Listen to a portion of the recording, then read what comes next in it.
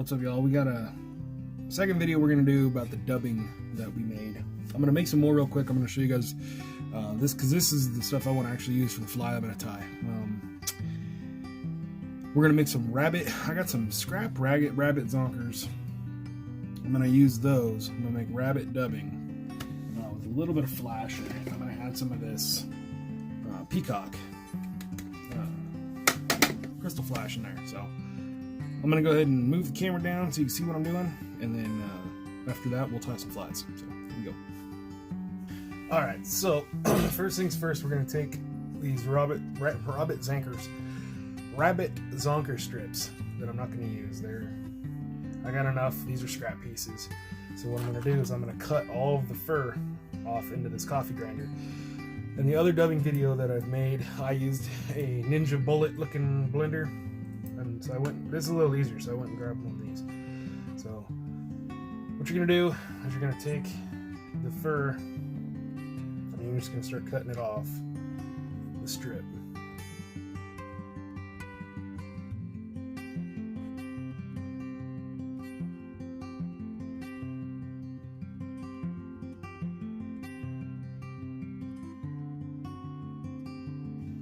So we've got that. I'm gonna add a little bit of this, just a little bit, just a little flash, and then just because I want a little more black, I'm gonna add some black over here.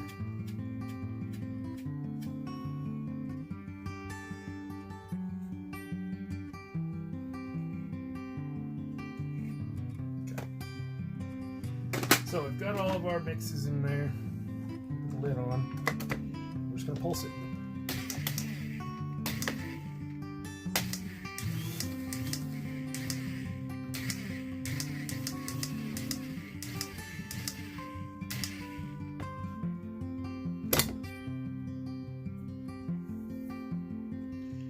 And then what we're left with is pretty much what I wanted. It's a dark,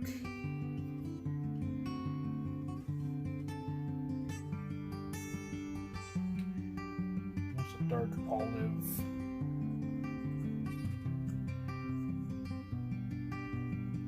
Rabbit.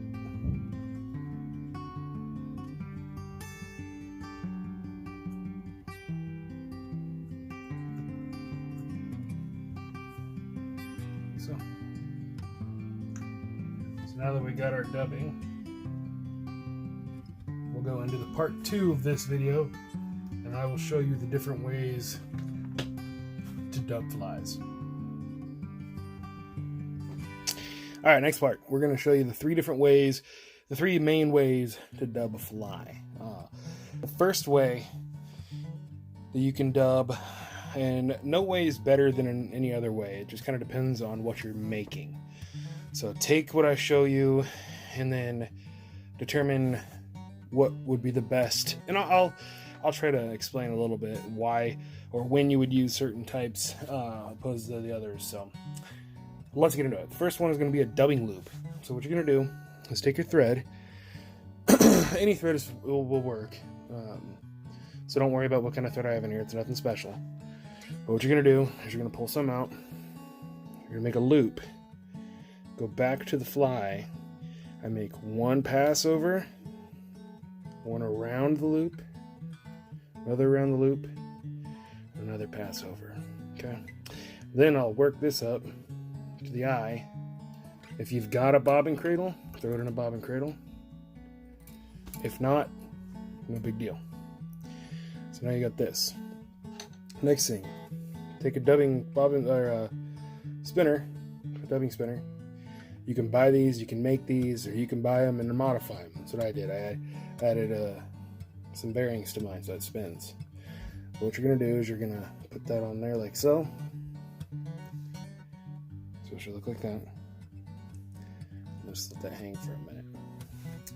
Next, you have two options here. You can wax your thread, or you can not wax your thread. Waxing your thread is going to make it stick a little better. But it's not 100% necessary. So I've got some wax here. I've got Wapsi premium dubbing wax. So what you do is you just take it, it on the thread like so. Next step, we're going to take our dubbing that we made, set mine over here, and you're going to take pinches of it, and you're going to start loading the loop like so.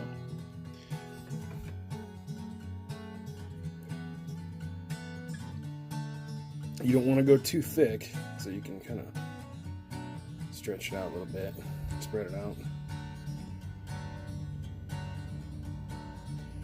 Basically, what we're making here is our own type of chenille. It's like a dubbing chenille. And it's going to be different. The thinner or thicker you go, when you spin it up, it'll be a little different.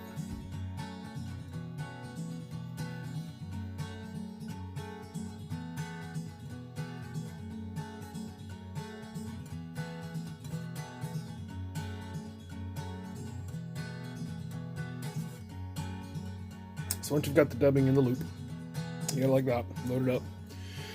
You're going to take your spinner, and you're just going to give it a good spin. Like so. Then grab a toothbrush or a piece of Velcro. Just kind of work the dubbing.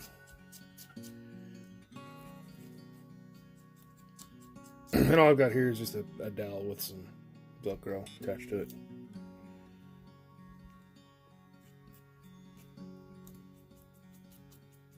So then once you get to that point, you preen it all back in one direction. You can start spinning it.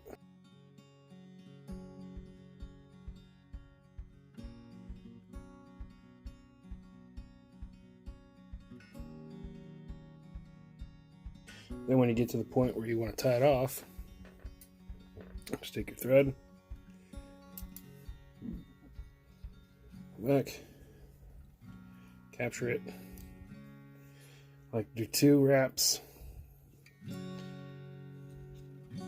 then you just snip off the loop, like so.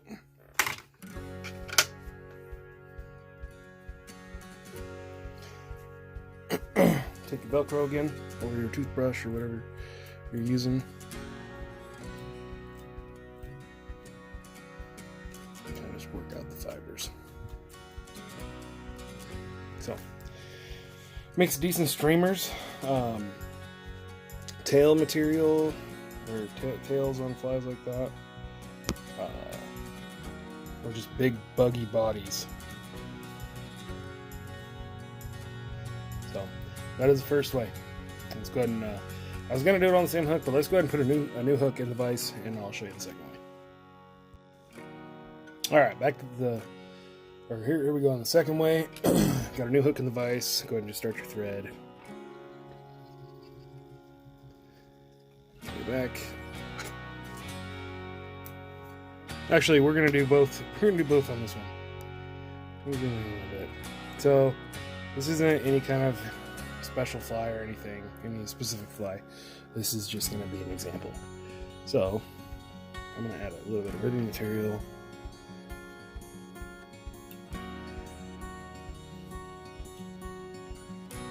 Now, the next way to dub is to make a noodle. So what you're going to do, you're going to take your thread, you're going to take a little bit of dubbing. The best way that I do is I'll take the dubbing in one hand that I have the bobbin in, and I'll take little bits off of that and put it on the thread. So you're going to put it on the thread and you're going to spin it. Now, when I'm doing this, I'm not spinning it like back and forth. It's in one direction. Pushing it down my finger with my thumb. And the tighter you pinch, the thinner, the more uniform your noodles are going to be.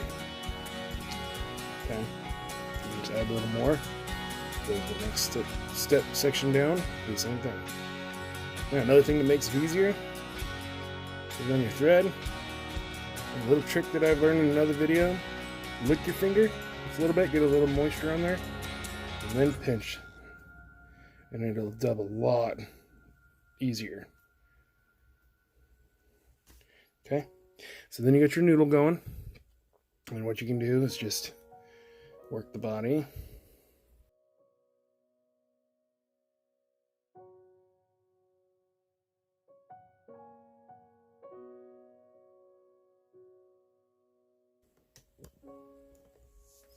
So I could do one of two things. I can make another dubbing loop, or I can just use the thread and split it.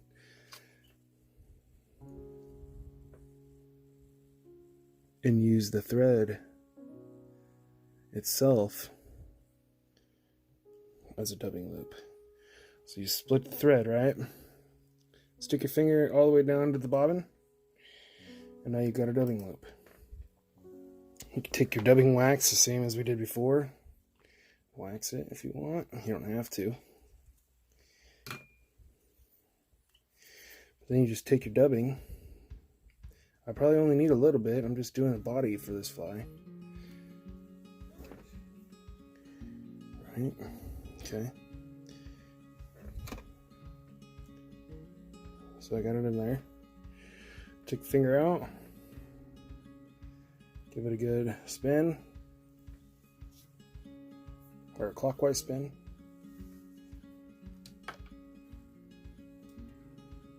And that'll cord it up.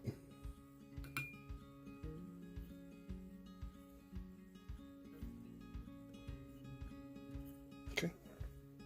Then you just use your bobbin to dub the body. And what that does is when you pull your wing case down, it creates the leg, looks like legs, gills, whatever it needs to be for that fly.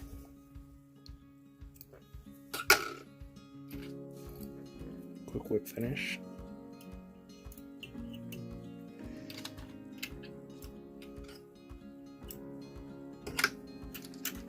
And now you've got the dubbing that's sticking out. And you can brush it out, brush it down. And what I do is I'll then take a pair of scissors and trim it to the same length as the hook.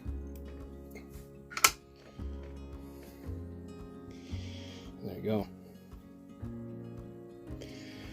Works great for, you could do scuds that way, just nymphs like this, you can do this way. Possibilities are endless. But those are the three main ways to dub fly. Hope you guys learned something. Hope you enjoyed this video. If you'd like to learn something else, go ahead and leave a comment in the comment section below, and I'll do what I can to teach you. This is real quick, don't judge me on the fly itself. I just wanted to show you the different ways to dub. So that's gonna do it. Thanks for checking in. Like I said before, I hope you learned something. If not, let me know. I'll do a little better next time. If you'd like to learn something else, go ahead and let me know what that is down in the comment section below. Appreciate you guys checking in. Until next time, you guys take it easy, and I'll catch you in the next one.